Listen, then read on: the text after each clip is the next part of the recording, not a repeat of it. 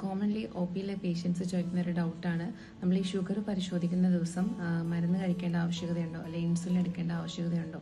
നമ്മൾ യൂഷ്വലി 2 ടെസ്റ്റാണ് ചെയ്യുന്നത്. ഫാസ്റ്റിംഗ് ബ്ലഡ് ഷുഗറും PPBS-ഉം, ഭക്ഷണത്തിന് ശേഷമുള്ള ബ്ലഡ് ഷുഗറും.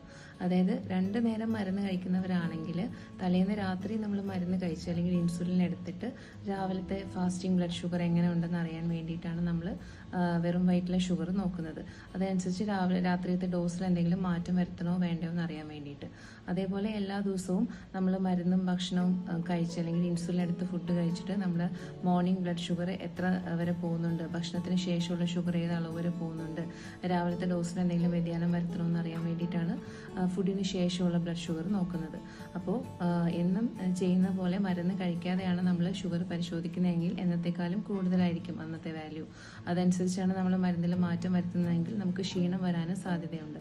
അപ്പോൾ എന്നും ചെയ്യുന്ന പോലെ ഇൻസുലിൻ എടുത്തിട്ട് അല്ലെങ്കിൽ മരുന്ന് കഴിച്ചിട്ട് വേണം ഭക്ഷണത്തിന് ശേഷമുള്ള ബ്ലഡ് ഷുഗർ നമ്മൾ നോക്കേണ്ടത്.